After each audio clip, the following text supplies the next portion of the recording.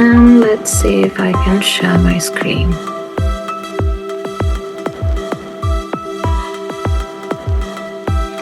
Okay, so let me see. I'm just going to shift this guy a little bit up here so you can see better. Okay, so let's start today. I hope everyone's doing good in spite of all the happenings in the global context of ours.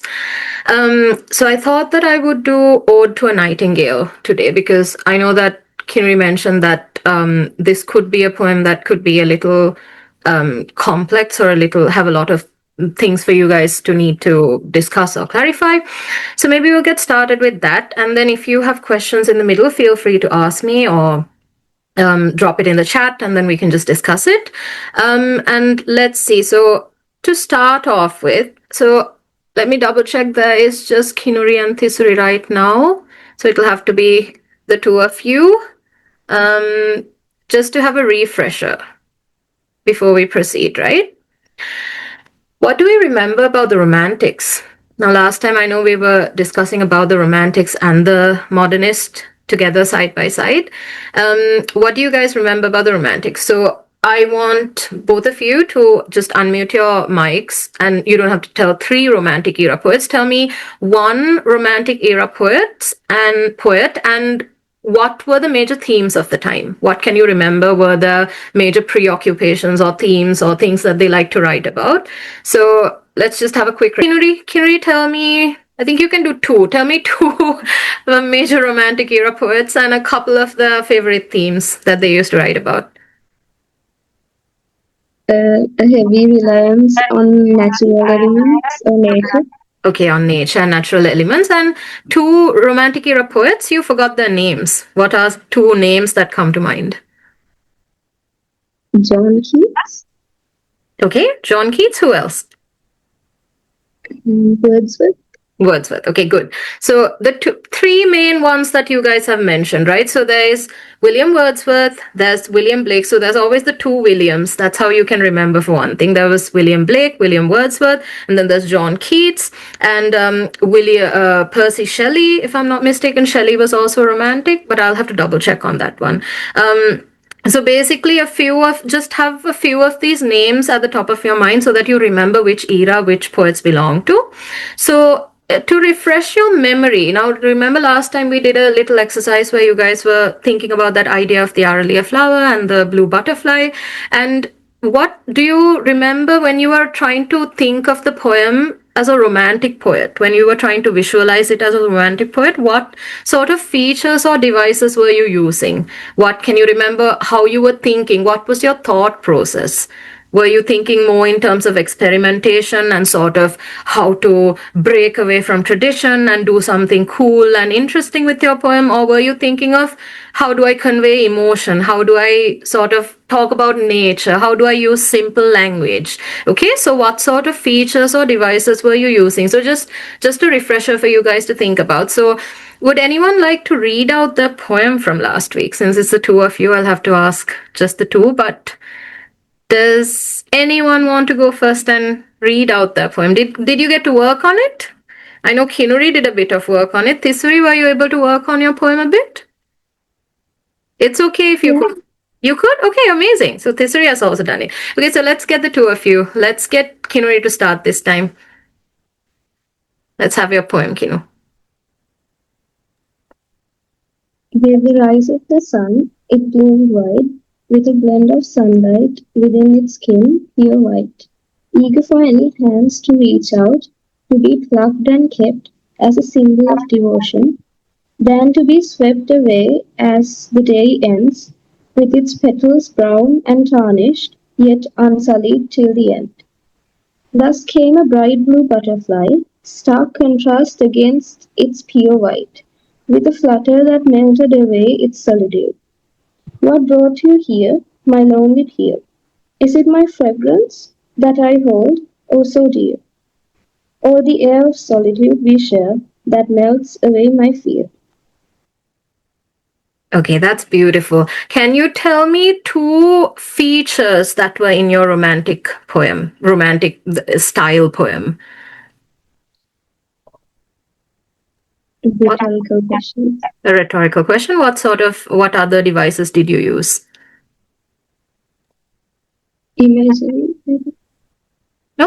Okay, that's good. That's nice. So, Thisuri, can we have yours too? I'm eager to hear your poem too. The first monsoon rain had kissed the land. I wandered along across the quiet land, and saw a lone white araliya stand. I stayed behind to watch it stand. A butterfly in blue drifted near, curious to see how the flower grew here. It landed gently on the petals of white. I stood there and admired the connection, a tender moment and pure perfection. Okay, beautiful. Both of you have written really nice poems. So, Thisuri, would you also say your poem is romantic, or were you trying to write a modernist poem? Which of the two styles were you writing in?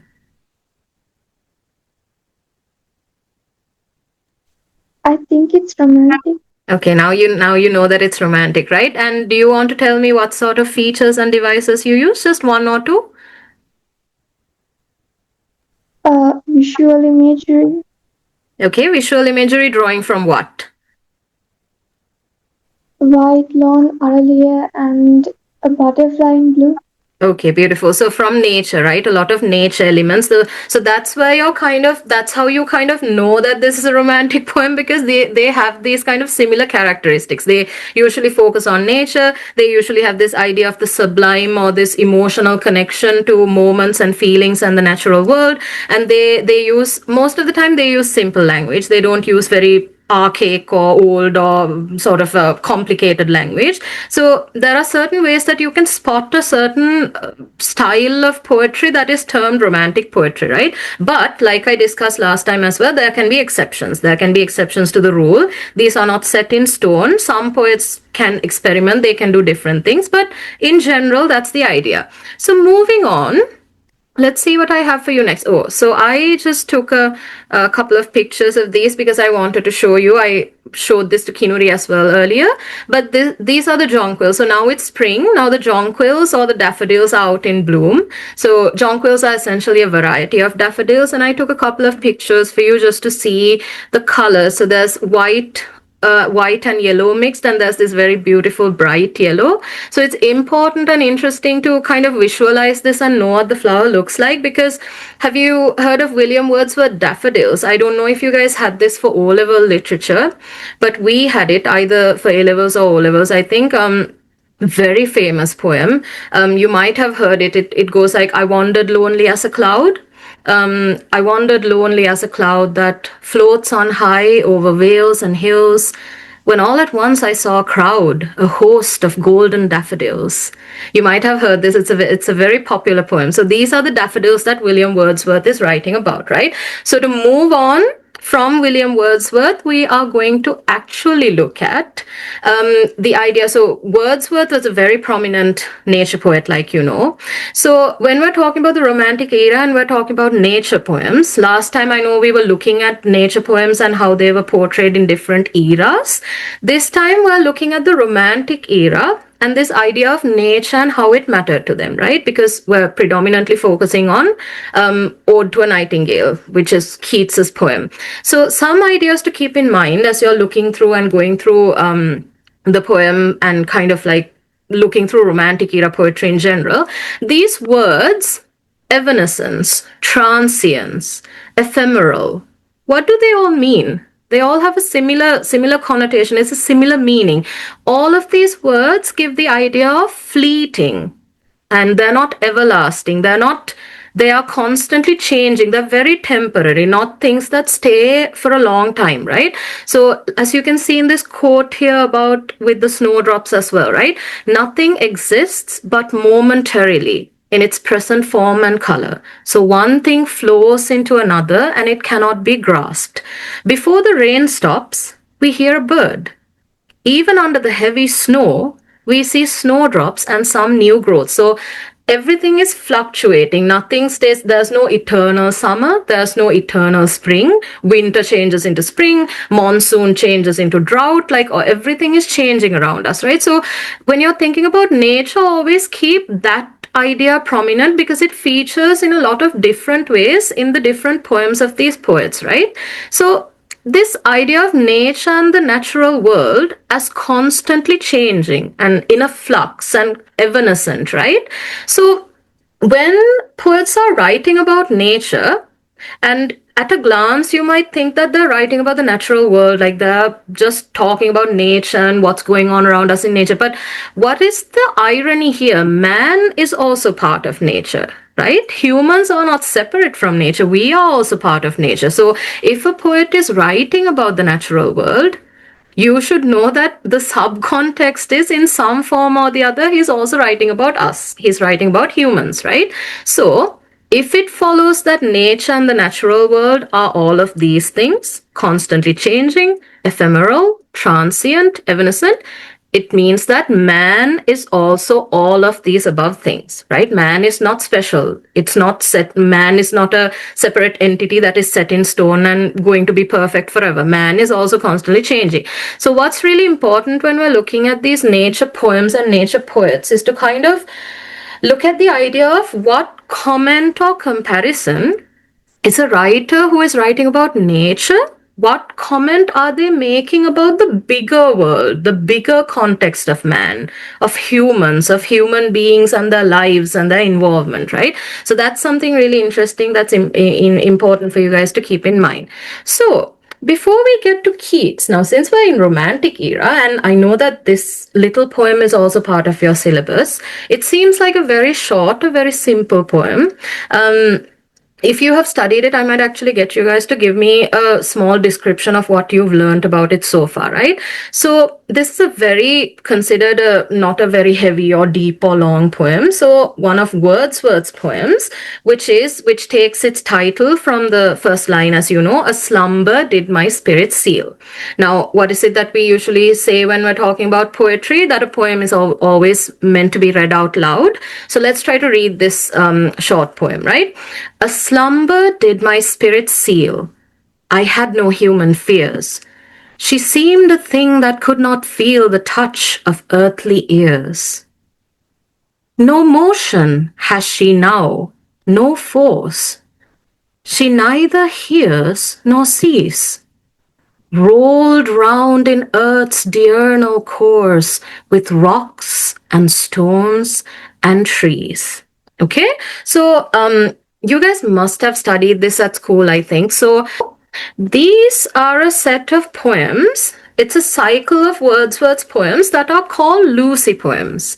Okay, I think you might have heard this in school or in classes. It might have been mentioned, but this is part of a few poems that Wordsworth has written called Lucy poems. The reason they're called Lucy poems is because they are supposedly written for a lady or a female or a lover or somebody that Wordsworth admired, called Lucy. And these are all speculations. We don't know for sure. I think in one or two of the poems he has specifically mentioned the name Lucy. But poems that are like this, which mention a certain she and have this sort of quality to them about a female characteristics, they are considered this cycle of Lucy poems. So this particular Lucy poem was published in Lyrical Ballads. And can you remember when we were talking about the Romantic era, we said that the Romantic era was known as, it's generally the start date of the Romantic era is said to be when Wordsworth published his Lyrical Ballads, because it was in Lyrical Ballads that he sort of set out the description for what Romanticism should be. So as a philosophy, this is what we should focus on, this is what poetry is about. So Wordsworth is known as the harbinger who sort of brought the Romantic movement. So in this Lyrical Ballads, the first book was published in 1798. And then he had a second edition in 1800. So this poem was included in 1800. Even though it was written in 1798, it was only included in the second edition, right? So you guys know Wordsworth as a poet of nature. That's something that he's popularly known for writing about snowdrops and daffodils and trees and all these natural elements, right? But this idea of Lucy poems, it's very interesting because you will find when you're studying poetry, you'll find that most of these general poets have had some sort of obsession with one woman throughout the course of their lives or their writing careers, right? For example, now for Wordsworth, there was this Lucy, this unfaced, like the anonymous person who we don't know, who was called Lucy, who he wrote all these poems to. Then, as you will get to know when we're studying, Keats was obsessed with this lady called Fanny. So he had this girl called Fanny who was the source of all of his inspiration. Then remember we were talking about the Petrarchan sonnet? Petrarch, who was a poet in Italy, he was obsessed with Laura. So he has all these Laura poems. He writes Laura this, Laura that, like all of these poems are about this one woman named Laura. Then Shakespeare. Have you heard about Shakespeare, that he has a different set of sonnets and poems written to someone called the Dark Lady? We don't know the name of this woman, but a supposed dark lady that he has written all these. And then finally, Yeats, who we will get to later, was completely obsessed with a lady named Maud Gonne, who most of his poems were written to, and he never got over that relationship or love affair or whatever. So a lot of these male poets seem to have the tendency to have one woman that they obsess over and write like a whole plethora of poems over, right? Now just imagine how creepy this would be if we, like a woman does this, if we decide to suddenly have, I don't know, write 100 poems or 100 sonnets on one man. So yeah, so there it's interesting to look at these poems in these terms of obsessions too, right? But now to get to the actual poem. So just give a brief overview of it. So a slumber is obviously a state of sleep, the sleepiness and the drowsiness. Did my spirit seal? Now, this is a very interesting image here because even though it's a very short poem, there's a lot of meaning packed into these little lines, right? So when he says a slumber, did my spirit seal? That word seal is very interesting because doesn't it kind of remind you of the sealing? What sort of things are sealed? You seal a casket, you seal a coffin, you seal an envelope, you seal things that are, meant to be kept closed and private. And seal does usually have the connotation, for me at least when I read this, when he says my spirit was sealed by a slumber, it sounds to me a lot like a coffin's lid being closed or something like a casket being closed, right? So a slumber did my spirit seal. I had no human fears. The idea of why human? Why didn't he just say I had no fears? Animals have fears, right? Why human fears? Why specifically? So these are the little things you need to unpack in a poem like this, even though it seems super short and not super complicated. So what are the specific human fears that we men or human beings have that an animal doesn't have, that maybe a dog or a cat doesn't have? Right? So humans have different worries. Humans worry about the future. Humans worry about aging. Do you think a cat or dog worries about aging? Are they thinking about, oh my God, how am I going to look in like 10 years? Will I have wrinkles? Will my fur turn gray? I don't really think animals are thinking about any of those, right? So there are a very specific set of thoughts and fears and emotions that are very specifically human. So this word human here is very interesting, right? And then suddenly, all of a sudden, there's a she in the poem. She seemed a thing that could not feel. Who? Who is the she? Suddenly a she comes into the poem. She seemed a thing that could not feel the touch of earthly ears. Now, here is suddenly a female figure who is not feeling the touch of earthly years, meaning she's not aging. There is no age can't touch her, time can't touch her. Remember, we were talking about the ideas of transience and fleetingness and the changing nature of the natural world. So suddenly this woman is sort of frozen. She's frozen in time, right? Nothing seems to be able to touch her, and that's how he sees her. So what is happening here? Is he seeing this? Is he seeing her in a vision? Is he seeing her in a dream? Is he seeing her, do you think, is he seeing her in a embalmed state where her body has been, after death, her body has been preserved by embalming and before burial? So what is this idea that she is suddenly a thing that cannot be touched? by earthly ears, right? So then there are these two lines that are really important because I want you guys to think of them in terms of Keats' poem that we're going to do next, right? No motion has she now, no force. She neither hears or sees, nor sees.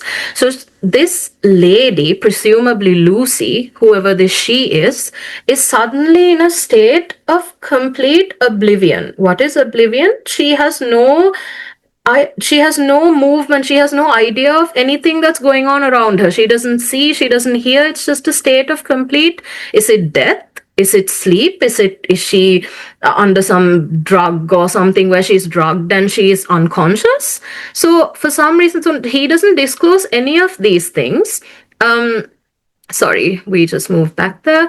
Let me get to the slide. He doesn't disclose any of these things until he says in the last two lines, rolled round in earth's diurnal course. Now, these two lines are beautiful. They're packed with so much meaning and so much symbolism and so much sort of like visual imagery. And remember, we speak about like to hear a poem, can you hear the sort of earth rolling, rolled round in earth's diurnal course? So what is diurnal? It's daily. So the earth is rolling around daily. The earth is changing. It's going in a movement. But while the earth is moving, we learn that this lady is completely still. And she is one with the rocks and stones and trees. So the general idea that we would get after reading this poem is, oh, she's been buried, right? She's either become one with the earth. So that's when we finally get the idea that death has set in, that this is probably not a living person, because what is a living person doing untouched by time and just being spun around the earth in one place, right? So we have this idea that this is probably a buried female that he's talking about. So this is a very important Lucy poem. I don't know to what extent you have unpacked this, but it's a sort of poem that the more you read into it, the more layers come out, more and more sort of meanings seem to come out, right? So we're starting off with that. And again, remember these two lines, no motion has she now, no force. She neither hears nor sees. So this state of blackness, blank emptiness. Okay, moving on. I'm going to show you guys a short clip now. Let's watch this first and then we'll discuss what it's about.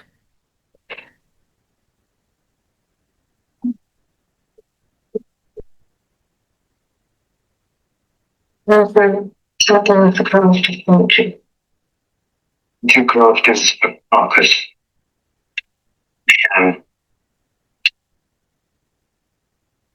Poetry does not come as naturally as it used to a dream, and it does not come at all.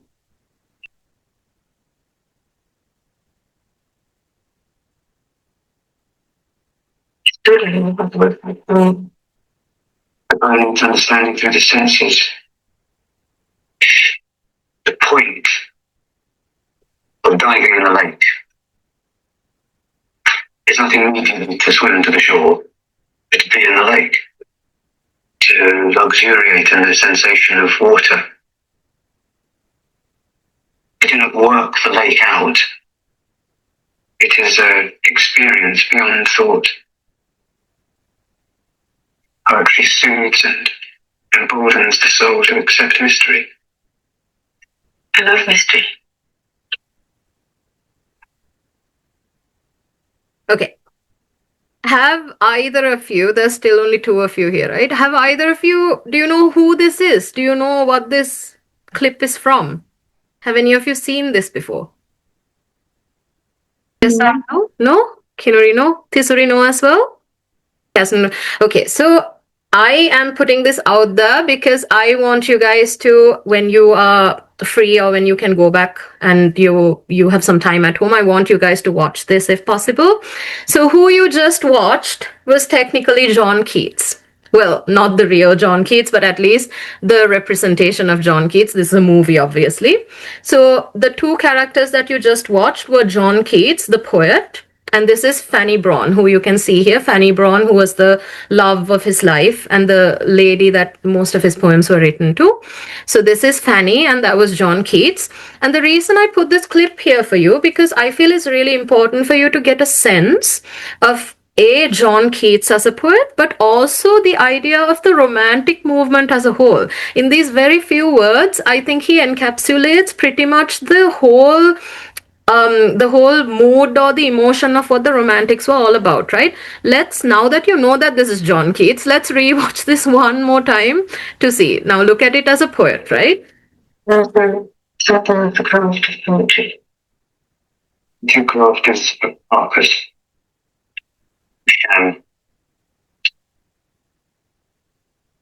Poetry does not come as naturally as leaves to a tree, and it does not come at all. Okay, one important thing to remember before we move on. What is he saying?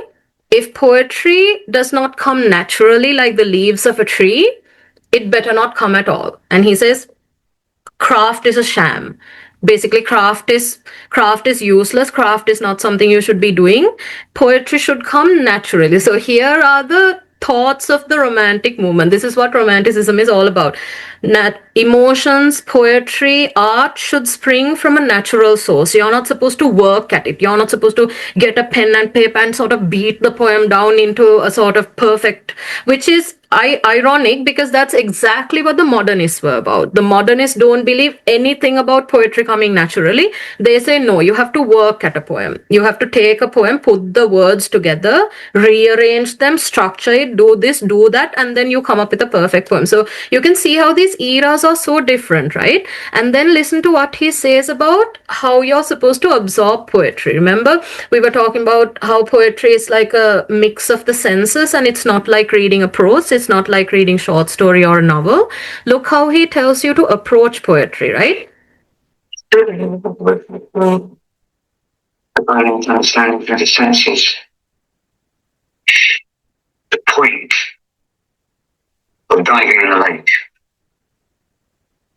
is nothing more than to swim to the shore, but to be in the lake, to luxuriate in the sensation of water.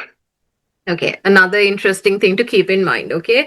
When Fanny asks, she doesn't know how to work out a poem, what she's saying is she doesn't know how to understand it. How do you understand what this poem is about? And he says, to understand a poem, it's all about indulging in the senses. So if you go into a lake, the whole point of trying to get into the lake is not so that you can go swimming as fast as you can to the other side and get to the shore, right? The point is to be inside the lake. It's to sort of absorb the feeling, the cold water, maybe there are little fishes swimming at your feet, the slimy things under the water that your feet can touch. So if you're in a poem, you have to experience it first. Again, the reason I'm putting this out there is the mood of the romantics for you guys to understand what romantic poetry is all about, right?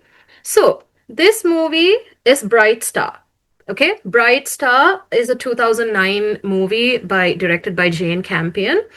Absolutely watch this if you can, because it will give you a very clear overview of Keats' life and Keats' personality as a poet. And besides, it's a beautiful film. It's so well done and very cinematographically very beautiful. So try to watch it if you can. And the title of the film, which is Bright Star, is taken from the quote from one of Keats' most popular poems, which is, Bright star, would I were steadfast as thou art, which is his poem called Bright Star. And that's what the title of the film has taken. So it's a very beautiful poem, as you can see from this sort of description here. This is just me encouraging you guys to watch it, right? Okay. So we move on to Ode to a Nightingale. Now, again, that quote in the little clip that we just watched, where he says the poem needs to be understood through the senses, and the point of diving in a lake, this is actually Keats's words. These are things that he has written in a letter to Fanny. So in these letters of his that were preserved, in addition to his poems, it's something that he actually wrote to her. So these are his very thoughts and emotions, right? So like he's saying, so if you're supposed to be understood through the senses, in order to understand a poem, let's see how we can get into Ode to a Nightingale. Let's listen to him. Let's listen to Keats reading it to get an idea of what the poem is about.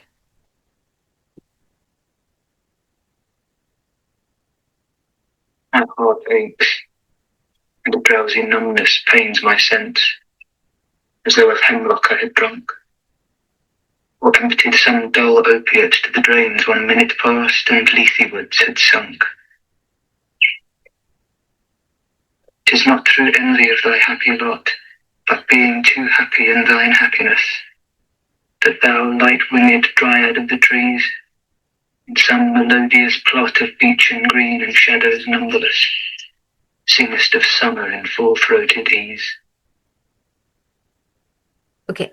Again, just little clips to help you ease into the poem, to start feeling what the poem is about, and also encourage you to go and watch the movie, which I highly recommend. Okay, so moving on to the actual poem. So we're going to look at this verse by verse, stanza by stanza, and we'll see if we can understand it as we go. And again, if you guys have any questions, feel free to drop it in the chat or just unmute yourselves and ask, okay? First verse. My heart aches, and a drowsy numbness pains my sense, as though of hemlock I had drunk. What is hemlock? Have you guys seen this plant? So this plant that he talks about here is hemlock, which is essentially a poisonous plant, where if you drink it or eat it or in some form, if you consume it, you're obviously going to be poisoned and lulled into this state of unconsciousness and eventually death, right? So as though of hemlock I had drunk, or emptied some dull opiate to the drains. What's an opiate? Opiate is essentially something that is derived from opium, which is a drug. And so an opiate is a drug that will again lull you into unconsciousness, possibly death, but mostly a state of unconsciousness.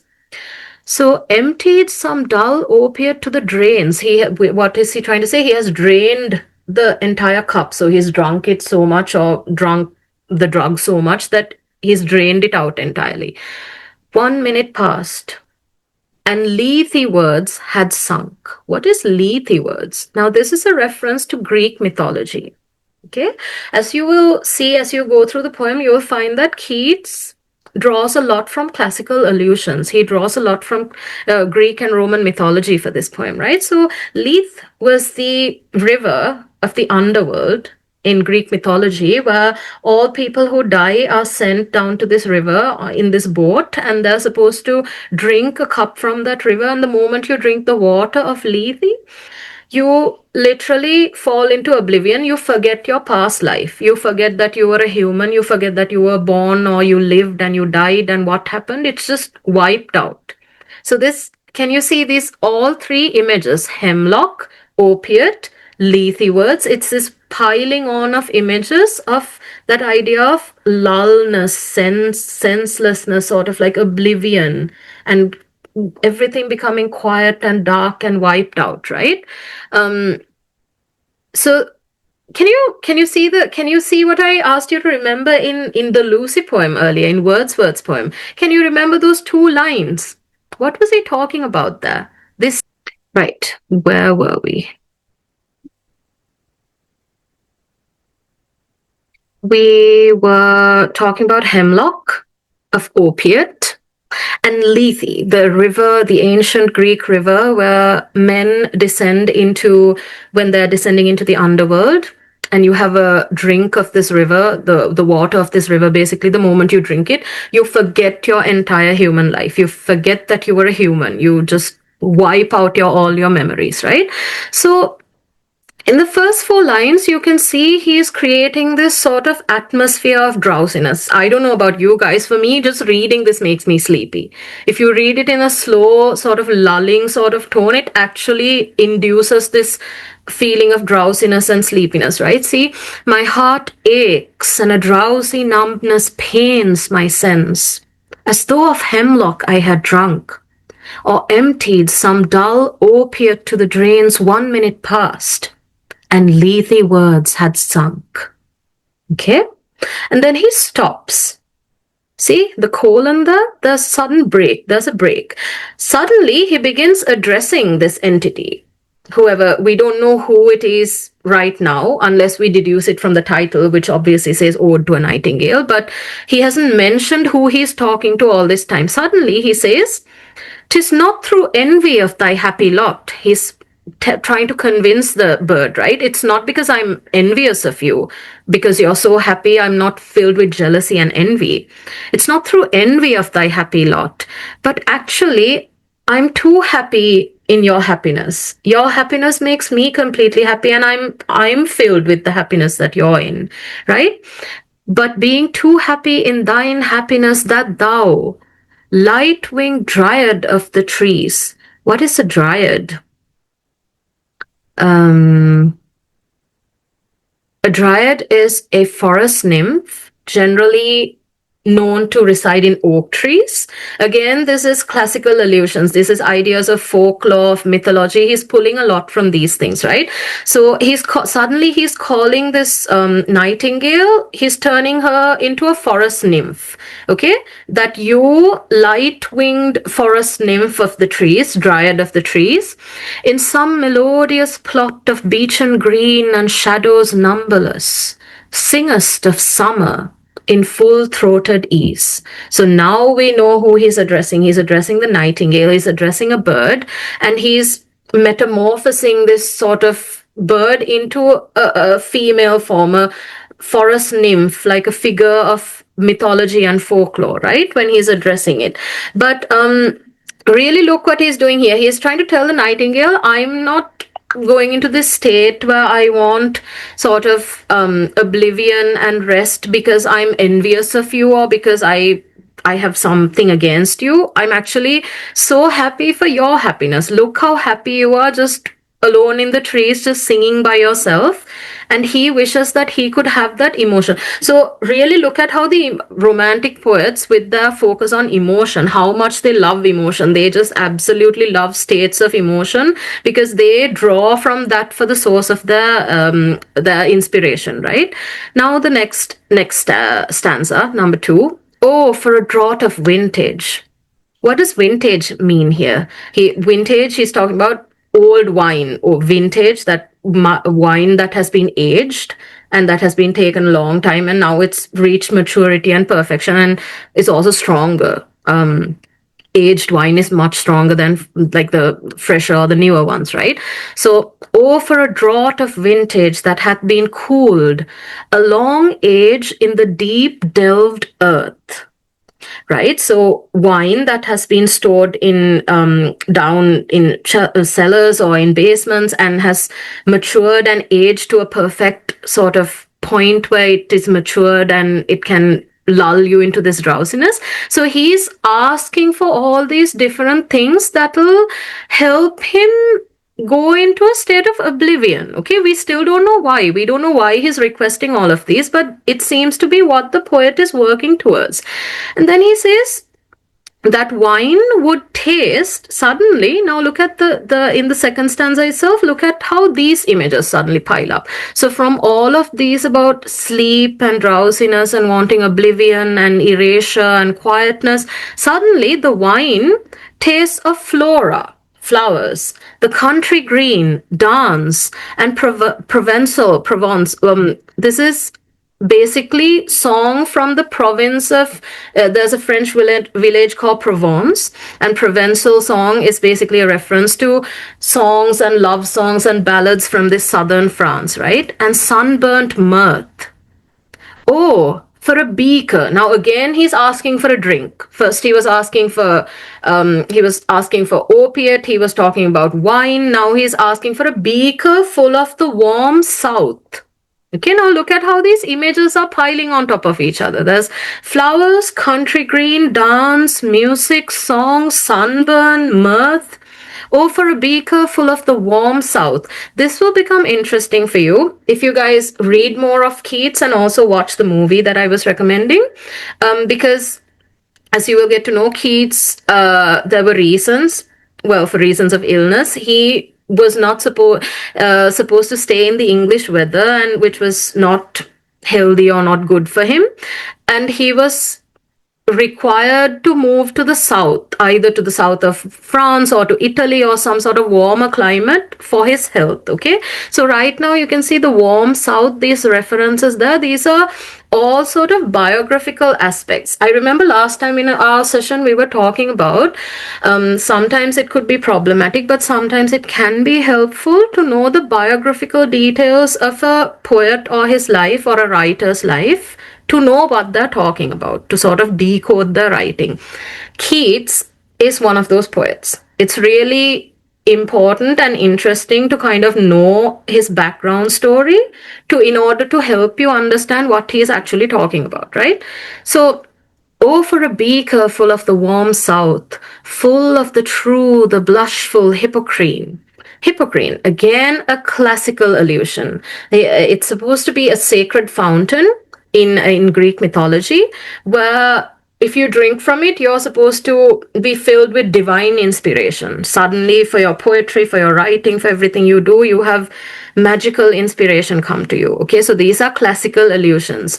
And look how he describes that beaker full of beaker from the fountain. So you dip the beaker into the fountain and come up with a glass or a jug full of this drink with beaded bubbles winking at the brim. Look at the amount of detail. Look at how much visual imagery goes into just describing a glass or a jar full of a drink, right?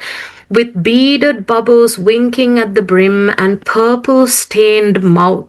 The mouth of the beaker is stained with purple, or maybe his mouth after drinking the liquid too, right? That I might drink and leave the world unseen, and with thee fade away into the forest dim. So now by the second stanza, we have come to the actual longing of the poet. Now, all this time he was talking about he wants hemlock. He feels like he kind of feels like opiate on his senses, and lethe, and then he wants a draught of vintage or of the Hippocrene or a beaker full of all of these things. Why is he talking about all these things he wants to ingest and consume and drink? They're all towards a common purpose, so that I might drink it and leave the world unseen. So he wants to disappear from the world. He wants to be taken away from the world, from the human world. He doesn't want to be part of it anymore. And so the desire of the poet to disappear, to fade away, to extinguish himself, right? And with thee, who's the thee here? It's with the nightingale. With thee fade away into the forest dim. Okay, so now he sets out, in those first two stanzas, he sets out what it is that he actually wants to do in this poem and in this talk that he's given to the nightingale. Moving on to the next one. So the nightingale, by the way, have you guys seen a nightingale? This is what a nightingale looks like. Back when I was really young and I was reading The Nightingale and the Rose by Oscar Wilde. I don't know if you guys did that for your O-levels. Used to be one of my favorite short stories. And this idea of a nightingale pops up quite a lot in English literature, and I had no idea what a nightingale looked like. So I used to imagine it must be a really beautiful, striking bird, right? But in reality, he's a very tiny, very like unremarkable little bird. It's brown color and doesn't look particularly beautiful or striking. And the sound also, it's a pretty sound, but there's nothing sort of like, I don't know, majestic and that sort of gives you goosebumps about it or something. It's a very sweet, melodious bird sound. But again, these are romantics we're talking about. They are capable of taking the tiniest thing of nature and sort of unpacking it to see the absolute beauty in it, because that's what romantics do. Any romantic poet, that's what they're going to do. They're going to take a blade of grass and they will tell you, look at this amazing thing, right? So it's a particular talent that they have. So third stanza, now when he was finishing, he was saying that he was expressing his desire. I want to leave the world unseen and with thee fade away into the forest dim. And then immediately, fade, far away, repetition again. Fade far away, dissolve, and quite forget. And what does he want to forget? He wants to fade, dissolve, and quite forget what thou among the leaves hast never known.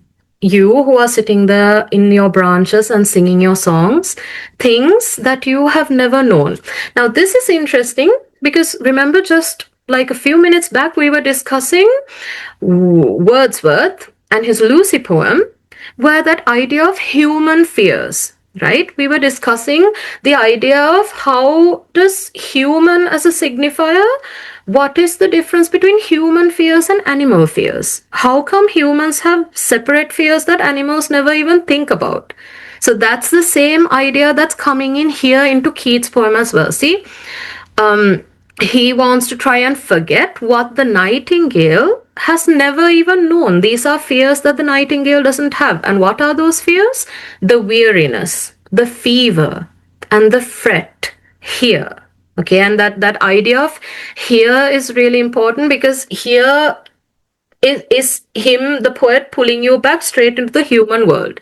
The fret that is here, what is fret? Fret is worry. So the weariness, the fevers, the worries that we have, where men sit and hear each other groan, where palsy shakes. What is palsy? Palsy is sort of like shivers or fits, or where you have paralysis, where sometimes your body, you can't control your body and your body is paralyzed and just shivering and shaking, right? Where palsy shakes a few sad last gray hairs. So what is this? Aging. So we have weariness, tiredness, we have fever, sickness, worries, definitely something that that's okay. Where were we? Worries. Worries is something that is very specific to human beings because I'm sure animals have worries, but their basic worries are about, will I have like food, shelter, and I don't know, maybe safety. Those are the things that animals worry about. And even those are not, they don't think about them. They just act instinctively, right? So worrying is a very human characteristic and a very specifically human trait. So sickness, worries, aging, paralysis, palsy, groaning. So probably either complaining about this or that or something that's happened to them, or groaning about how much they're suffering, where youth grows pale and spectre thin and dies. Now, this line is going to be very important to you guys in the context of Keats's life, because like I told you, Keats is a poet who it's very difficult to extricate his poetry from his biography, like from his actual life. So you will get to know by the time we get to the end of the poem that Keats is somebody who died very, very young from a sickness. So all these things he talks about are pretty personal. So when he says that youth grows pale and spectre thin and dies, these are preoccupations that the poet is having, things that are in his own mind, right? Where but to think is to be full of sorrow. Now, what did we again speak about? The idea of thinking is not part of the animal world. Animals don't think about things. They don't think and plan and connive like, what am I going to do tomorrow? What time should I wake up tomorrow? I need to get, I don't know, worms for my babies. Will my chicks have enough worms to eat? Animals don't think about any of those things. They act on instinct. They do what's necessary when it's necessary, and then they forget about it. Humans are the only ones who have this burden of thinking. So to think is to be full of sorrow and leaden-eyed despair. So despair, sorrows. Beauty cannot keep her lustrous eyes. Beauty doesn't last. That idea, we were talking about change. Remember, we were talking about ephemeral. We were talking about transience. Beauty doesn't last. The lustrous eyes grow tired. They grow dark. They grow dim. On new love, pine at them beyond tomorrow. So the idea of time. Time comes in right here. Tomorrow, the idea of a future, the idea of immediate future, and all of now he's tackling a lot of ideas piling one on top of the other here, but the main core of this particular stanza is the description of the things that human sorrows and human life has to go through, right? Human beings have to go through. Okay, stanza 4. Away, away, for I will fly to thee. not charioted by Bacchus and his pards, but on the viewless wings of poesy. Okay? Does anyone know what Bacchus is? Who is Bacchus? And what are pards? Does anybody know? Have you studied this poem before? Let's see who is there. I think Methuli has joined new. Methuli, do you know what Bacchus, who Bacchus or his pards are? No, I don't. And Aki, I don't think I can speak because I'm actually like very close to the ocean right now. I think you can hear it as well. I actually can't, but that's nice that you're joining us from near the ocean. But yeah, I can't hear the ocean. But thanks. You can feel free to speak if you like. We don't hear disturbance. But Bacchus is essentially the Roman god of wine. Okay, and if you know anything about Greek and Roman mythology, they are very close cultures, very close mythology, and usually for every counterpart of each god they have, there is usually like a god of the other part. So what I'm trying to say is, say that there is a god of love, there is a Venus. If she is Venus in Greek mythology, there's a Daphne in Roman mythology. So there's always two gods with two different names, but they're the same one. So here, Bacchus is god of wine. You might have heard of him. I think Dionysius. I'm not sure how it's pronounced, but there is another name for his Greek counterpart. This is the god of wine, and his pards are essentially a term for leopards, I think, or panthers. So I pulled up a picture here. So that's how he's depicted. So the god of wine, he usually travels on this chariot, which is drawn by leopards or panthers or some sort of like feline animal, right? So what the poet is trying to say here, now he's saying he wants to join the nightingale. So away, away, I will fly to thee. I'm going to come to you.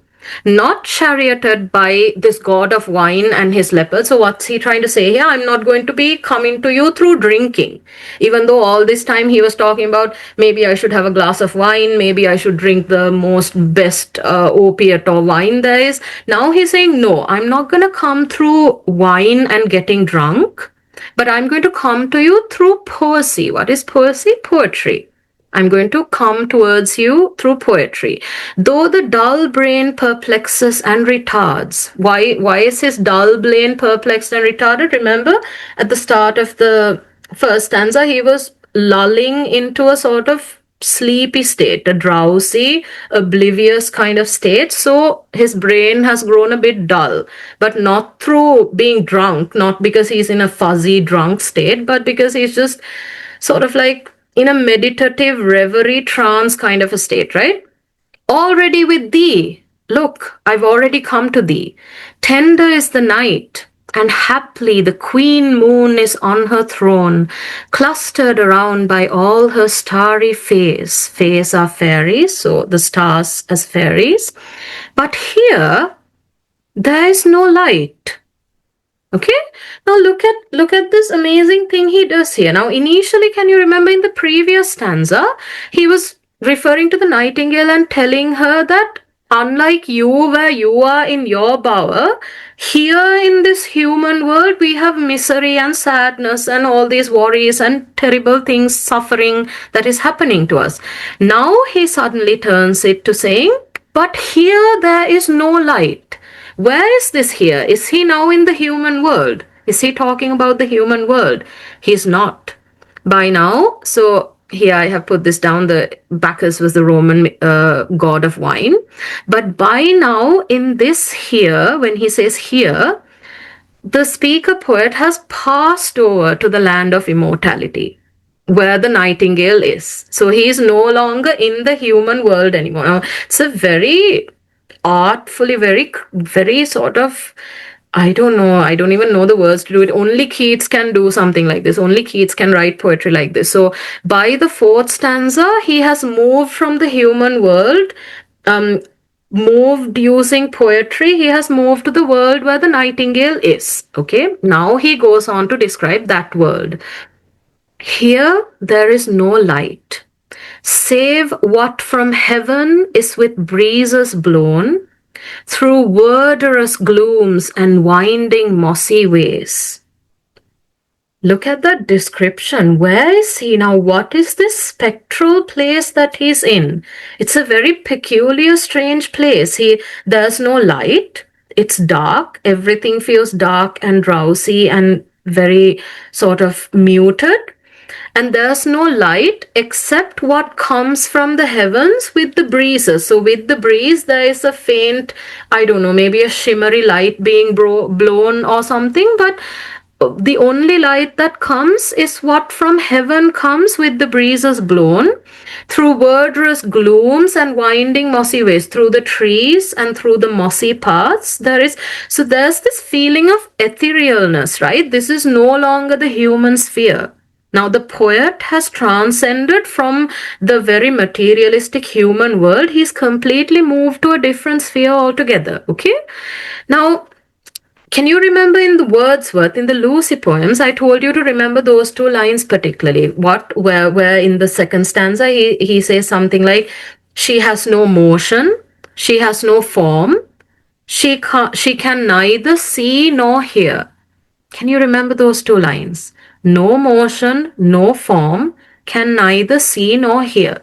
So very peculiarly, isn't this poet in a similar state like what Wordsworth was describing the dead Lucy as? Yeah, think about it. He's in a place where there's no movement, he is not moving, there's no force, no energy, he can neither see nor hear. Everything is darkness, there's no overt senses, right? I don't know, it's a haunting image. It's very scary actually if you think about it. You're alive one moment and then you're listening to a bird singing and then suddenly you're transported to this place where nothing really exists. It's just darkness, okay? Now look how he describes it.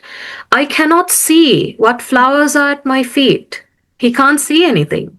There's nothing to be seen, like his sight is gone, or he can't see, or either because it's dark or for some reason.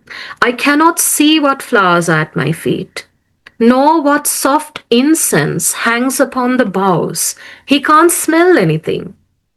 It's a very sudden and a very strange state that he's in. He can't see what flowers are at his feet. He can't see. So soft incense means the perfumes. He can't smell what sort of scents and perfumes are hanging from the trees. Are there flowers? Are there little leaves that smell good? He can't smell anything. But in embalmed darkness, now look at that word here. Embalmed darkness. What we all know what embalming is associated with, right? So there is only one thing that embalming is generally associated with, and that's the idea of a body or a corpse being embalmed. The same as what we saw in the Lucy poem, where he was talking about suddenly she seems a thing which can't be touched by time. Okay? But in that poem, it was almost clear that Lucy was actually dead, or this female figure was dead, so she can't be dead. What is happening here to this poet? How come he is embalmed in darkness? He's very much alive. He's following the Nightingale through poetry, but how has he? So that it's a beautiful image here, embalmed darkness. So the darkness of the coffin, the darkness of being embalmed, complete darkness. So from inside that darkness, all he can do is to guess. He can only guess each sweet wherewith the seasonable month endows. So he can't taste anything, he can't smell, he can't hear, he can't touch, all of the five senses are blocked. So all he can do is to guess different perceptions and different changing things that come with each seasonable month. So as the seasons change, all he can do is guess what it feels like, because he can't feel anything anymore. So what are the seasonable months bringing? Endos is to bring, or to sort of fill or something is the meaning of endos. So each different month is bringing grass, the thicket, the fruit tree wild, the white hawthorn flowers, the pastoral eglantine. First, I think eglantine is a flower, if I'm not mistaken. Pastoral is obviously related to the wild rural nature. I think eglantine is a flower. I'll double check on that. Fast fading violets covered up in leaves. So look at this image here. Fast fading violets covered up in leaves. What is the season he's evoking here? The violets are fading and they're becoming covered up in leaves. In the traditional 4 seasons of European climates, this is fall, right? The summer flowers are fading and the leaves are falling and everything is like sort of covering up in leaves. And mid-May's eldest child, the coming musk rose, full of dewy wine, the murmurous haunt of flies on summer eves. Now, this is a beautiful sensory evocation of the changing seasons, of the nature all around us, of things that are blooming, dying, coming to life, fading away. All of these things are happening, but the poet is stuck in a place of embalmed darkness where he can't see, touch, smell, feel any of these. So he can only guess at them. It's quite a scary place to be, if you think. So these section, as you can see, is absolutely full of sensual pleasures. So the contrast in this stanza 5, you can see the contrast between the poet who is embalmed in darkness and can't touch any of these things, and the beauty of all these sensual pleasures around him. The grass, the flowers, the leaves, the coming musk rose full of dewy wine. Look how beautiful that image. The rose is full of wine from the nectar that it has, right? The murmurous haunt of flies. He can't hear any of these, so he's stuck in this place. What has happened? Darkling. Darkling is essentially like a thing of darkness. So I think he's addressing the nightingale here, where he's saying, darkling, I listen. And for many a time, now he moves back into himself and he's talking about his own life. He says, for many a time, I have been half in love with easeful death. So many times the poet speaker is saying, he has been in love with death. What's the word here that describes death? Is it scary death? Is it terrifying death? Is it unhappy death? Easeful. What does easeful mean? Bringing comfort. Death that brings me comfort and ease. So he talks about his preoccupation with death. For many a time, I have been half in love with easeful death, called him soft names in many amused rhyme.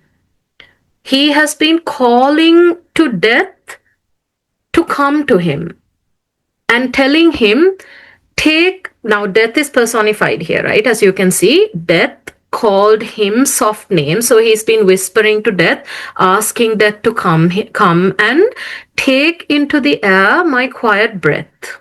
Take away my breath, basically asking death to end his life, right? Asking death to take him away from this place. Now more than ever, seems it rich to die. Now, what is this now here that he's talking about? So he's going back to his past and he's saying, in my life, at different instances, I have been thinking of death for so long. I've been waiting for it. I've been singing poems to it, asking it to come and take me away from this suffering of life, right? But now, more than ever at this particular moment, right now, it seems rich to die, to seize upon the midnight with no pain. Why at this particular moment? Why at this exact moment? Because he's stuck in the Nightingale song. Because he's in that mode of reverie, in that mode of absolute, beautiful, profound feeling in his soul, where he is focusing entirely on the melody of the nightingale, and he thinks this is a good time to die. If I die right now, I will be at peace because I'm just listening to the beautiful melody of the nightingale, right? So now more than ever seems it rich to die, to seize upon the midnight with no pain.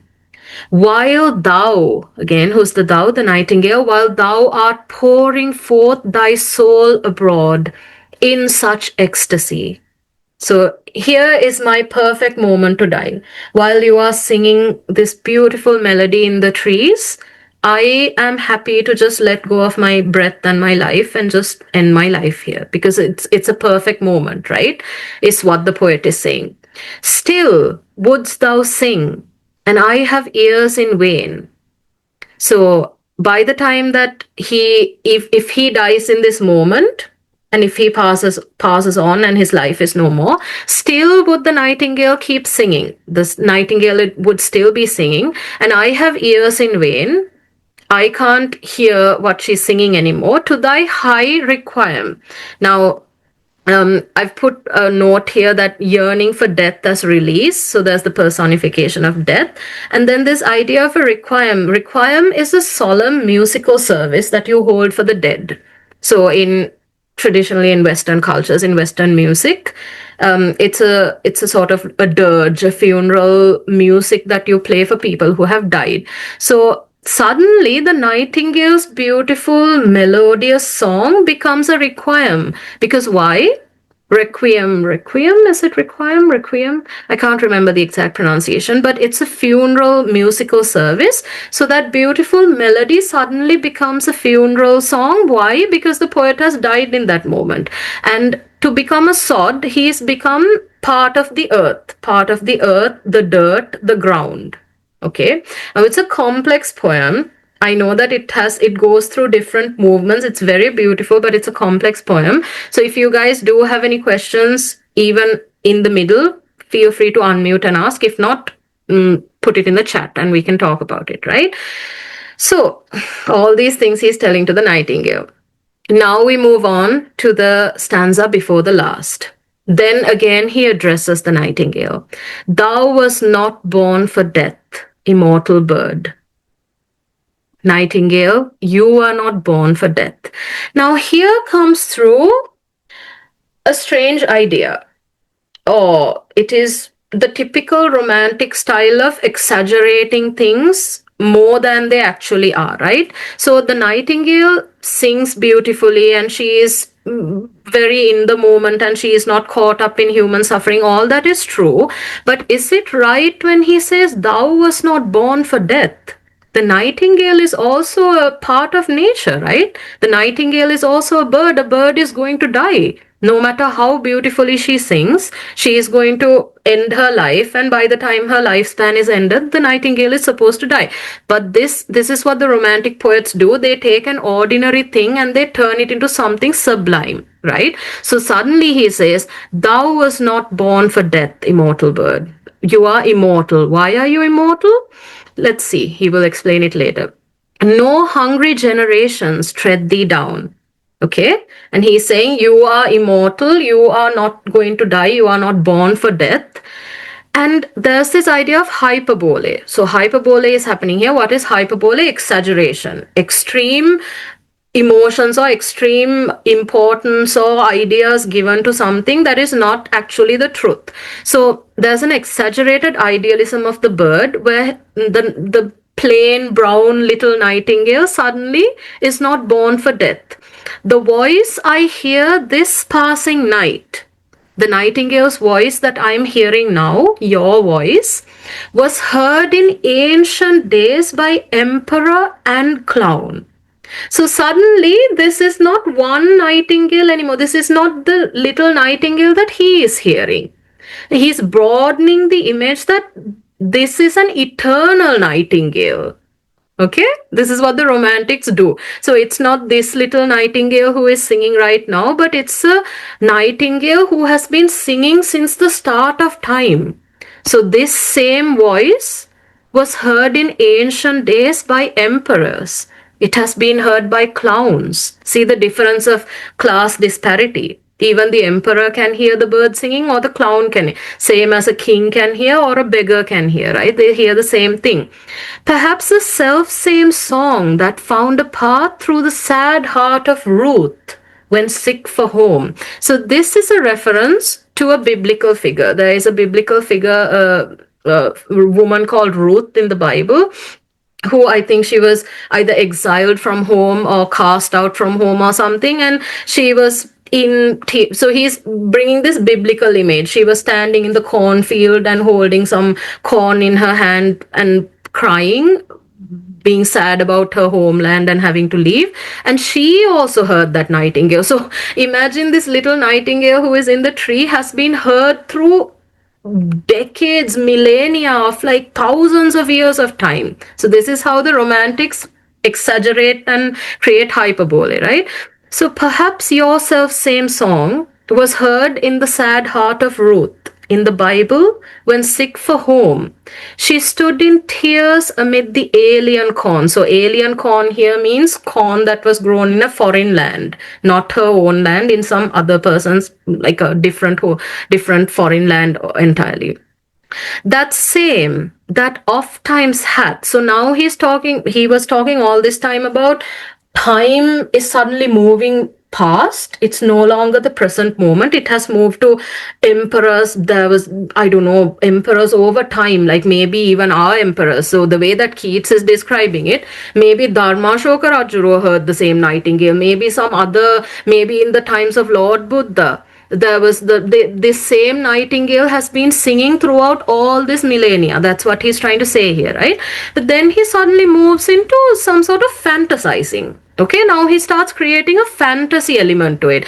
Charmed magic casements. So this nightingale song has been playing, or it has been a part in fantasy stories where magic casements, like sort of caskets or things that were sealed with magic, opened on the foam. So the moment the nightingale's song was heard, they opened on the foam of perilous seas and in fairy lands forlorn. So these last two lines suddenly become an epic fantasy tale. It's no longer real life. It's about pirates on the open seas and magic casements and fairy lands, and all of this fantasizing goes to a very interesting last word, forlorn. Okay?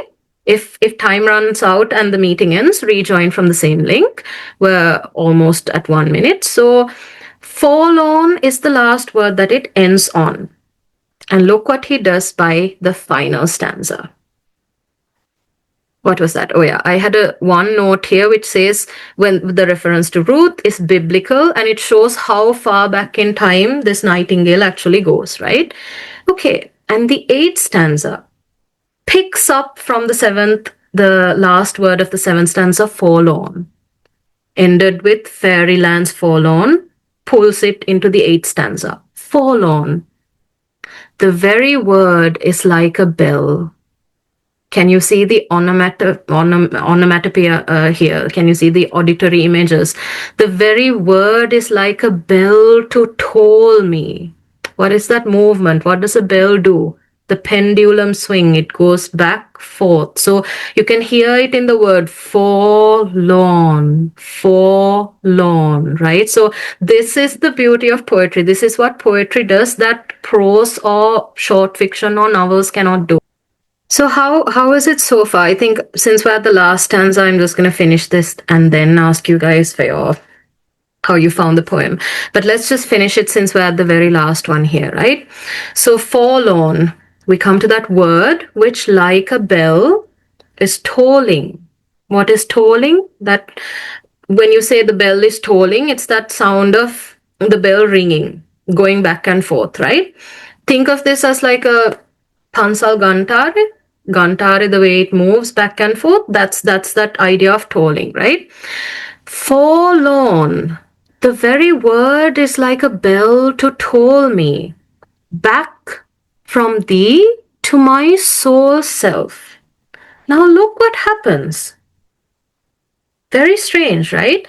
In this previous, let me just move back for a minute. In this previous last stanza, where he was suddenly talking about perilous seas and adventures and opening out on the foam and magic casements, and he's talking about a fairy land, but using a very strange adjective for a fairyland. Now, what is forlorn? Forlorn is miserable. It's not happy. It's like forsaken, sad, miserable fairyland. Why is a fairyland miserable? Why is this place of fantasy and imagination suddenly miserable to him, right?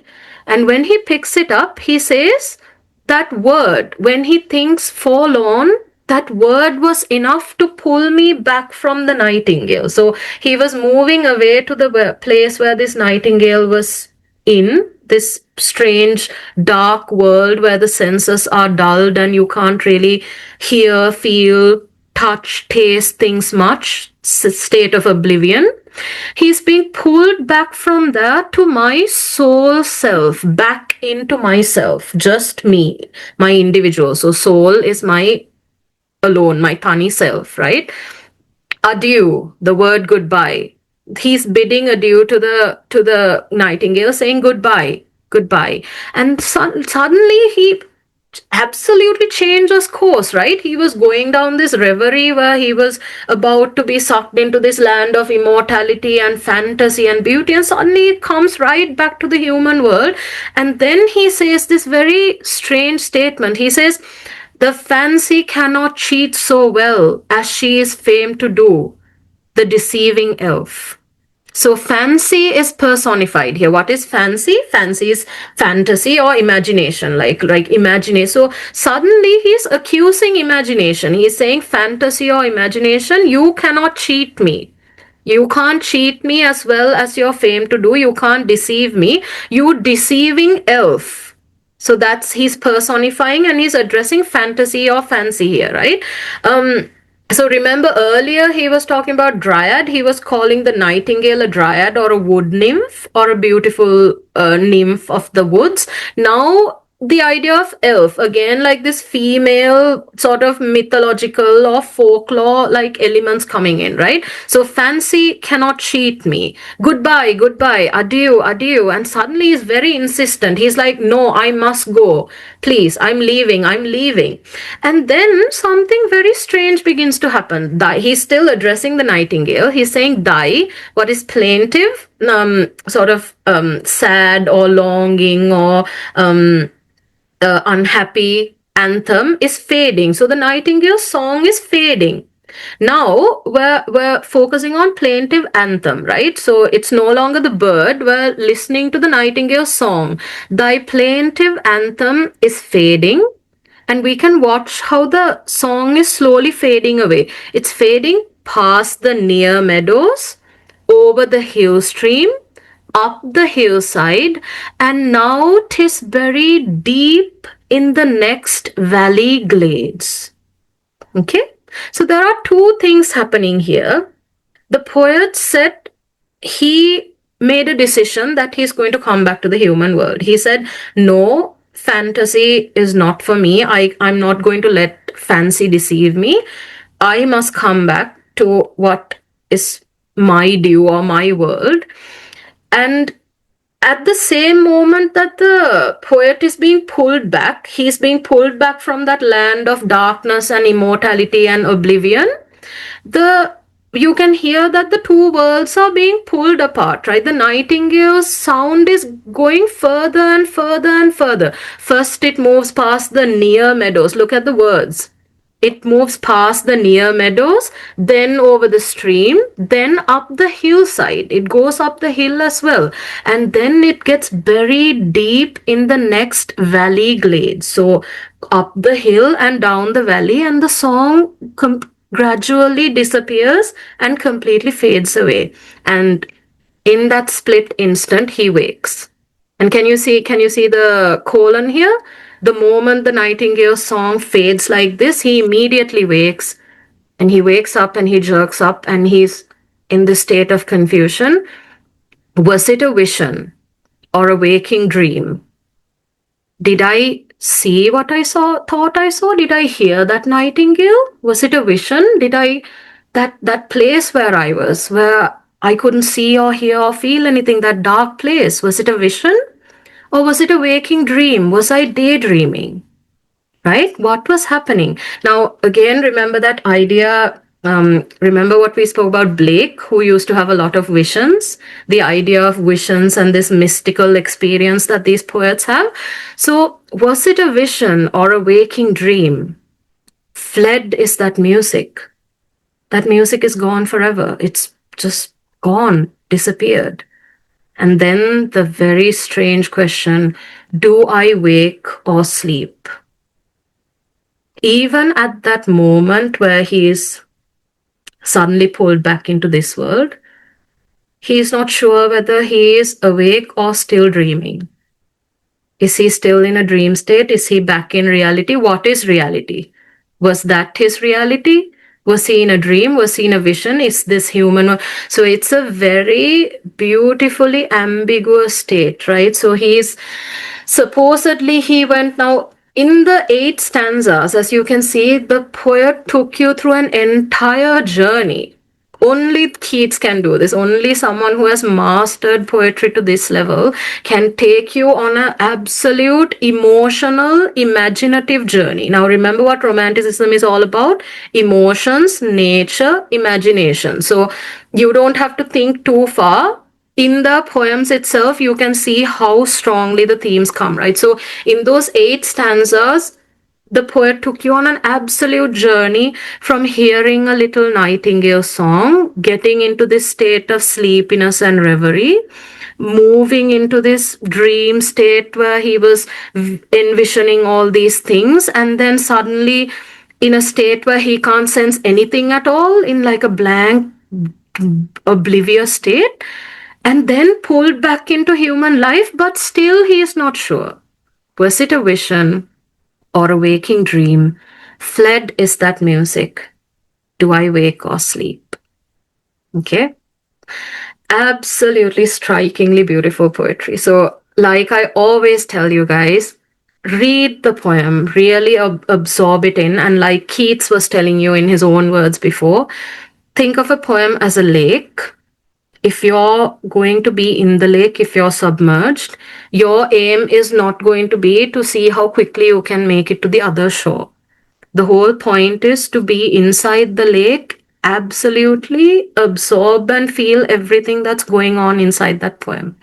At least that's what the Romantics would want you to do. Okay, so I'm not going to talk too much about how the rhyme patterns happen. As you can see, it follows a very clear rhyming scheme and pattern. See, bell, well, self, elf, fades, glades, stream, dream, deep, sleep. So there are rhymes and he mixes them around. I didn't check in all the stanzas whether he follows the same rhyming pattern. That's something you can go back to and look at. But I hope you got an overall idea of the poem, that it's clear and it feels difficult because that's what Keats is like. His writing is very imaginative, very powerful. And especially in this poem, he used a lot of classical allusions. So there was mythology, there was Greek and Roman mythology and folklore and different references. But once you unpack the poem, it's not too difficult. The idea, the core idea is there, and it's beautiful how he describes it, right? Now, this is something I want you guys to think about, because to me, this is what this felt like. When he says valley, to me, immediately the idea that came to my head, like this word choice. Why would he choose this word valley here? To me, immediately, it brought the idea of the valley of death, because that's something very commonly in literature and even in I think in biblical references, they always talk about the valley of death. So if that was the case, could this have been almost like a near-death experience? If you really think about it, it's almost like that, right? It's like he was almost getting lulled into a place of death and then he gets pulled back into life again. And by the time he comes back to life, he is not even sure if he's dead or alive anymore, right? So think how masterful a poet has to be able to create this world for you with their words. That's the beauty of poetry. That's the beauty of writing, right? Okay, so I hope you guys understood the poem. So before I move on to just a bit of background about John Keats, does anyone want to tell me if you had any questions, or did you understand it so far? Was it clear? Is the poem clearer? Have you discussed this in class, first of all? Or was this your first time studying or learning the poem? Have you guys done this in school? Not yet. You haven't done it? And is it clear now? Do you understand what the context and the themes and what the poem is about? Are there any questions? Excuse me. Yeah. So if you do have questions, just pop it in the chat. So now I'm just going to proceed to the next slide to give you a bit of background about who was this John Keats. What is the story behind him? Why does he write about things like this? What is his backstory, right? So this is Ben Whishaw, who portrayed John Keats in the movie, which again I encourage you to watch. But this is the actual John Keats, of whom no photographs remain, obviously, because back in the day they didn't have cameras. But this is a painting of him. So that's John Keats. So let's get to know a little bit about this poet and who he actually was. So he was the eldest of 4 children and was born into a loving household, but his father died after falling from his horse when Keats was just 8 years old. And then when he was 14, he lost his mother to tuberculosis. Okay, this disease called TB, tuberculosis, was a very serious disease back in the day. Lots of people died from it. It's a disease of the lungs where sort of, I think you get congested with phlegm and then start coughing up blood, and then you just, I don't know if there are probably cures now for it, but back in the day it was almost an incurable disease, right? Tuberculosis killed his beloved brother Tom. So he had a brother he really loved, and the brother was killed by the same disease that the mother died from in 1818. And then 3 years later, the poet also died from it. So Keats wrote in a letter the year after his brother's death that life was a veil of soul making. So the context of that is probably that life is just about, I don't know, losing one person after the other and trying to make a soul, or I don't know what exactly he meant out of that, but he did say that life was a veil of soul making. So it sounds like he probably had so many experiences with death, right? Things that he had thought about, and all of these things would have affected him as a person when he was writing these things, right? So in 1817, this was the year that his first book, it was called Poems. It was just called Poems. His first book was published, and it was largely ignored. No one really cared about him, or no, it didn't get good attention. But he quit. He was trying to study medicine. He quit that to try to become a full-time writer. Okay. And that year he wrote a letter to a friend saying that the holiness of talking about the holiness of the heart's affection. So that idea of emotions being sort of so what is the word, sort of elevated, like the idea of sublime emotions, the holiness of the heart's affections, right?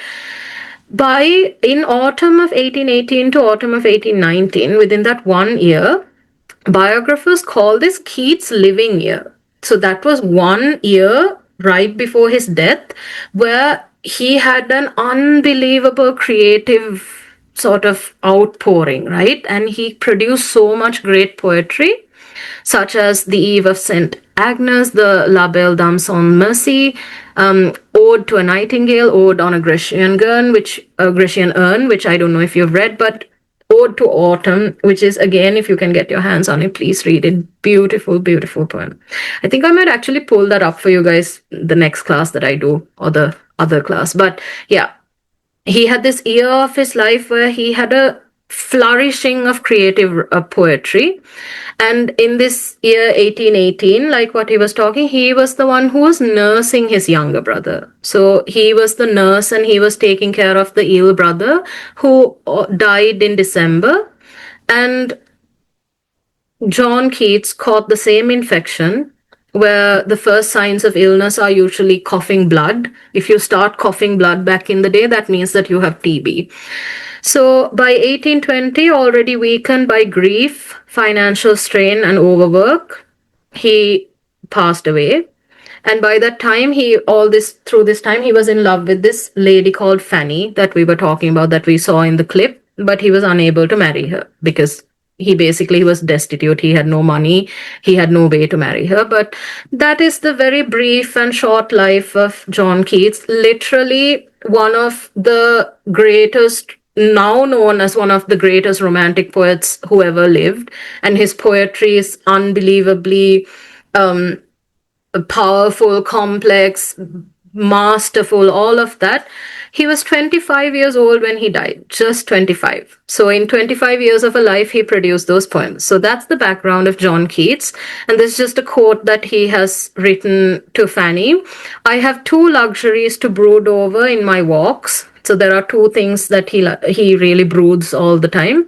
Your loveliness and the hour of my death.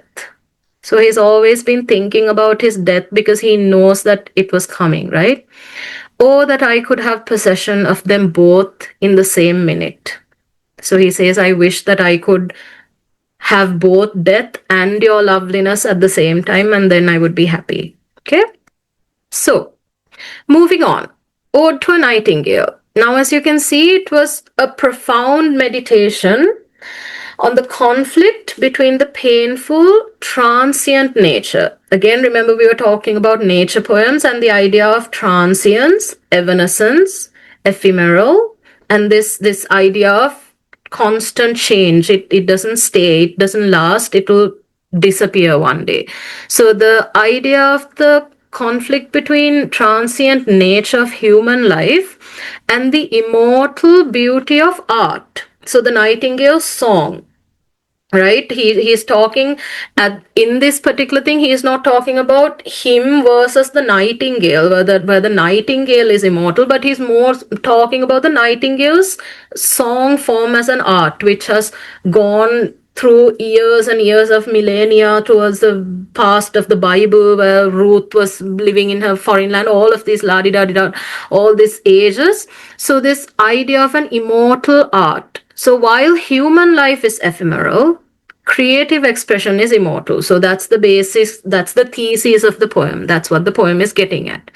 So the speaker, he longs to identify with what he calls the immortal bird. He would really like to be one with the immortal bird so that he can fly away from his life of suffering, because as you can see, he seems to have had a really suffering and sort of like a very difficult life, right? Losing all of his loved ones one after the other.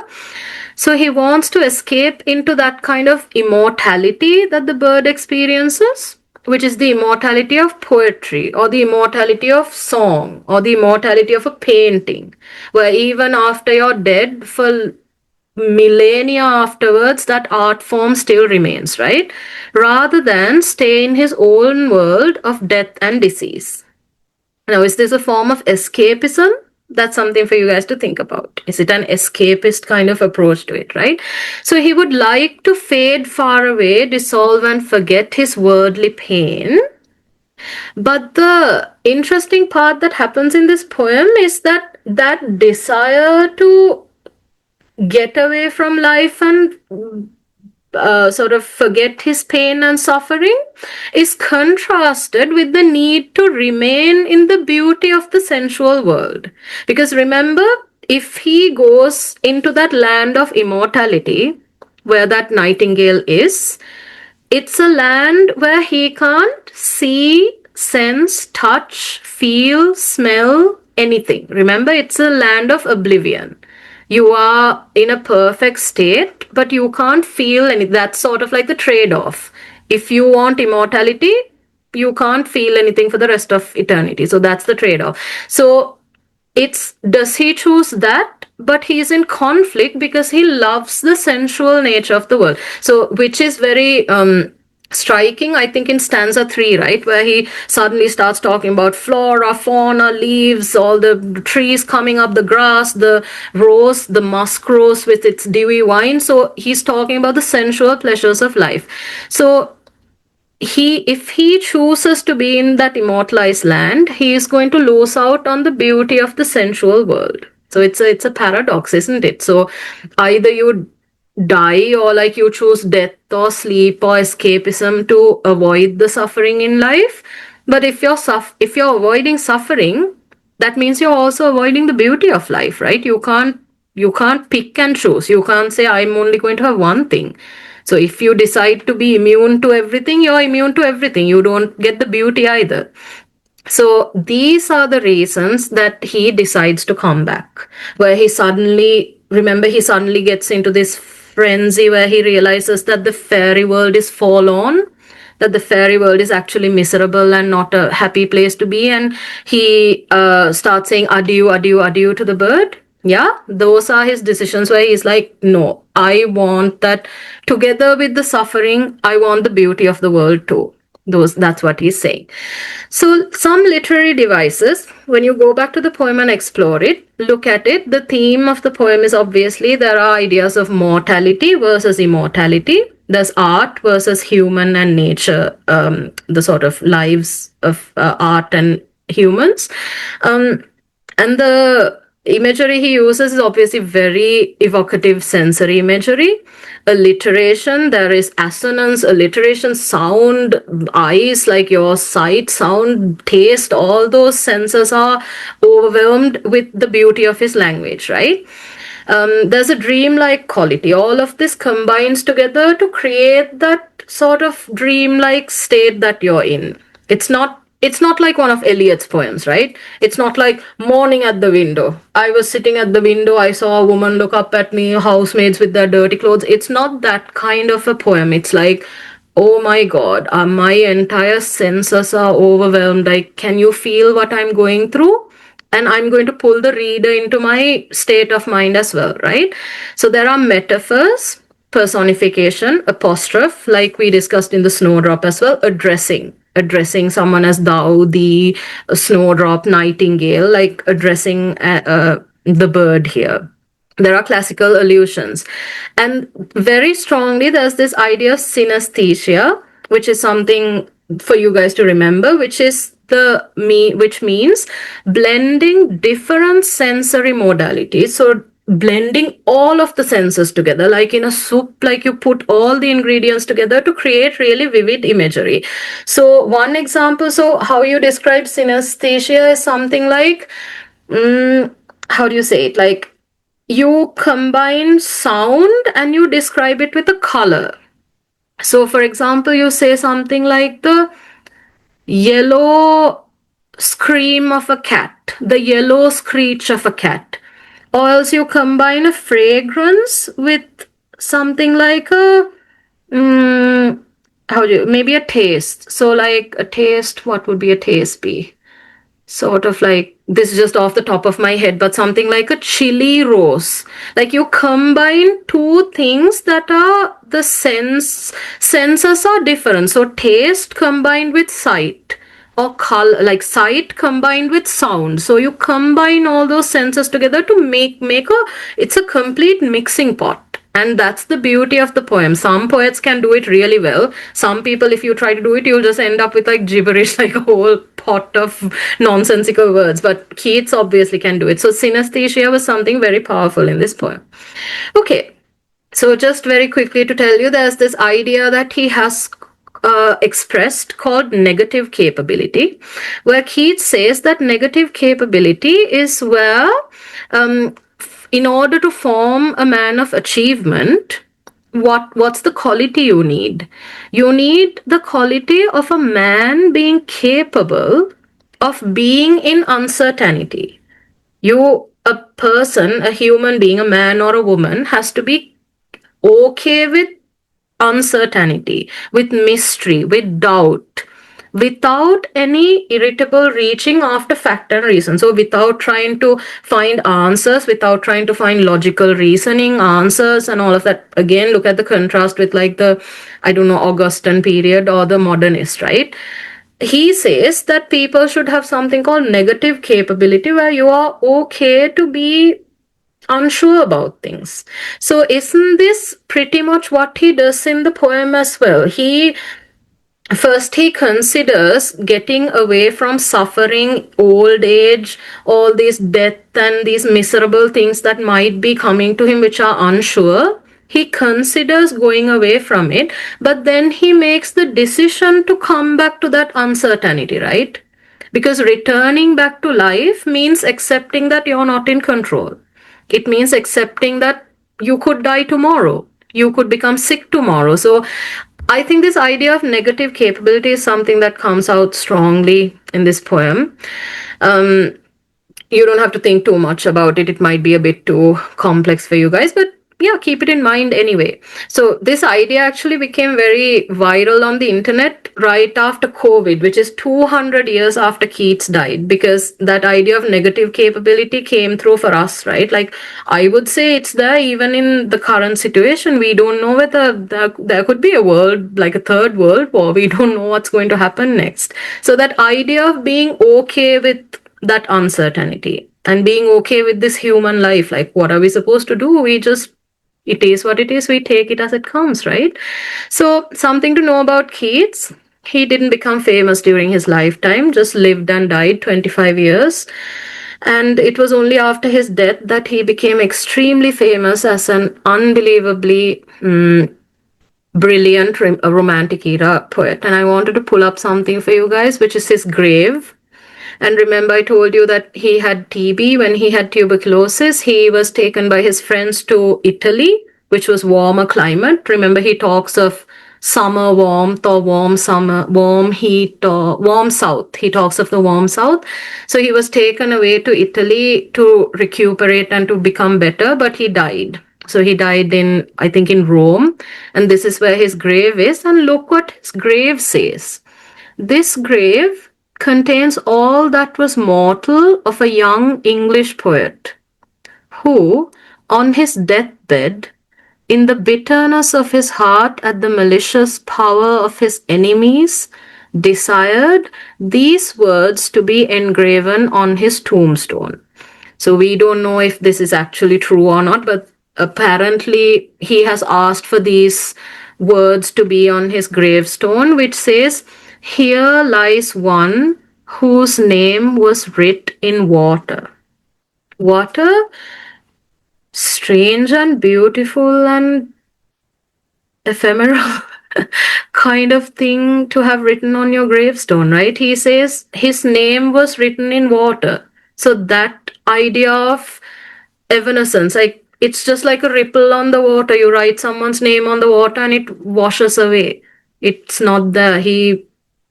The moment of his death, he disappears, is what. But thankfully, that's not what happened to Keats. His name wasn't written in water. Instead, it became written in books, in stone, in, I don't know, in all sorts of forms where he achieved that fame. But that's what his tombstone says. So I thought that was really beautiful, and I thought that you guys should know that too. So finally, just something for you guys to think of. So this idea of romantic reverie, okay? This idea of what they speak about when they say reverie, the idea of listening or seeing a sight or a sound like a snowdrop or a daffodil or a leaf flower or a bird in your garden, and you go into this imaginative flow of thinking about it, right? So just in your free time, think of a singing bird in your home or garden that you have listened to when it was singing. So it could be a koha, it could be a little polkitcha or a batticha. Really listen. Have you listened to them? If you haven't, take a moment, and when that bird is singing, actually listen to that sound and what it sounds like, right? And while you're doing it, think about what thoughts are passing through your mind as you listen to this music of this bird. What are the feelings you are feeling? Did you feel sleepy? Like Keats, did you start feeling drowsy and meditative and sort of like sleepy, or were you wide awake and alert? And did you associate that sound with happiness, with sadness, with envy, hope, bad luck, death? Okay? Which is interesting to me because there are some birds who we actually associate with other kinds of human feelings. Like, what about a crow? What about a peacock? Why is it asubai to hear a peacock screaming? Why is it the sound of an ulama? Have you heard of that bird ulama, who is called the devil bird in English? Ulama kaya gahana kila kiyan is supposed to be an omen of death and like a really bad sign. So these are all interesting things to think about. So think about that on your own time. I want to show you my personal experience of the most beautiful sort of bird song that I have heard in my life. And the same way that to Keats, he found his Nightingale's music to be that immortal. To me, it's the sound of this little polkicha. Like, it's a tiny little bird who became friends with me and used to come to our house all the time back in Sri Lanka. But I just want you guys to listen to her and see. You can hear a little koha in the background too, right? And so this is Hello. girl. I just Hi. wanted to show you guys Come here, sweetheart. because she's very cute. Come early. Come here, my favorite. Come, favorite. Hello. There she is. Hi, baby girl. Hi, sweetheart. Hello, favorite. Who's my favorite?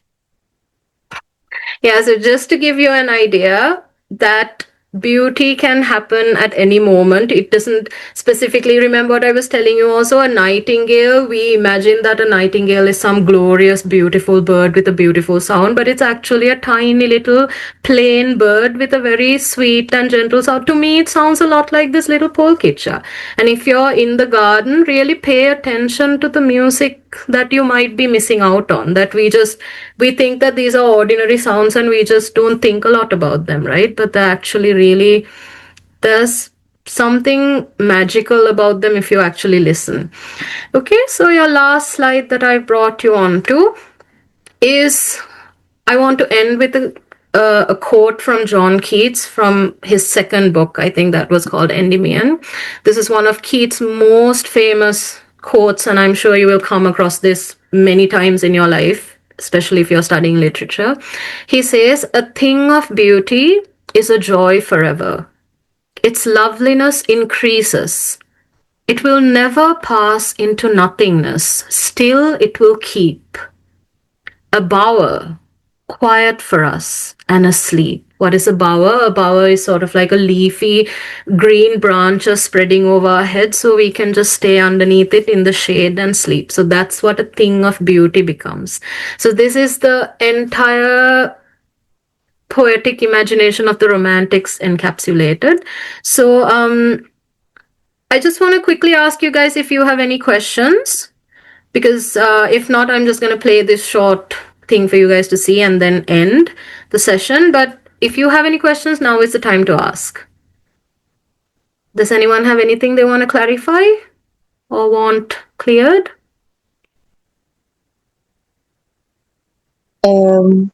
Akile, something I'd like to do, but like it will take a little bit of your time, like everyone's time. Okay. It might even sound weird though and stupid as well. Anyway, it's like I have this poem, Okay. and like what you might think about. How do I say this? I don't know how to express it. Like I just want you to imagine that there's this dead poet that you don't know nothing about, like, and like you just found this poem, and like what exactly would you think about it? Like, okay, that makes sense. Do you want us to approach it like in terms of a romantic or modernist kind of idea, or to just give you thoughts on the writing? What is it you want from the readers? I actually don't know. Like, the thing is, like, these poets, they don't know, right? They don't know that we are like analyzing their poems and then we are thinking about about this poem in this way. Okay. Like, we don't even know if the way we are thinking about it is actually the way they wrote it. Okay, that makes sense. I get what you're trying to say. So we can do that. I will, so I'm gonna stop the recording just in case, since it's something you want to share and you would like to, because I don't know if you want this out on YouTube and publicly. So I'll just play this small thing for you guys so you can look at it later. But once the time runs out, we have just like 2 minutes. So if everyone else is also okay to join, we can take like 10-15 minutes and go through Methuli, right? This was Methuli? Yes. Okay, we can go through the poem and try that exercise and see. Okay, let me play this for you guys, and then I'm not going to play the entire thing, but I want you to, if you manage to watch the film, go back and listen. This is a rendition of the poem that we just listened to by the actual film. You will find it at the end of the at the end of what is it they call it, the film credits. They will play it. It's the soundtrack. This is the ode to a nightingale put to music. Okay, I won't play the whole thing, just a little bit. You guys go back and search for it and listen to it on YouTube. So here we go. As though of hemlock I had drunk, or emptied some dull opiate to the drains 1 minute past, and leafy woods had sunk.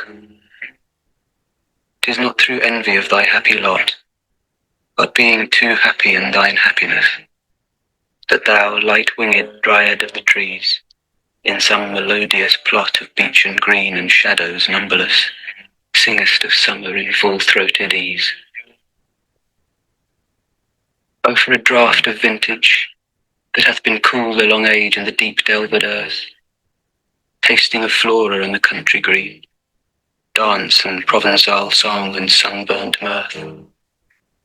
Okay, so that was just a little excerpt for you guys to hear. And so I'm going to end this session for now. And if you want to rejoin, we can rejoin from the same link. But I just want to drive it home to you that this is a poet who thought that his name would be written in water and that after death, everything was going to fade away because he would not have fame or anything.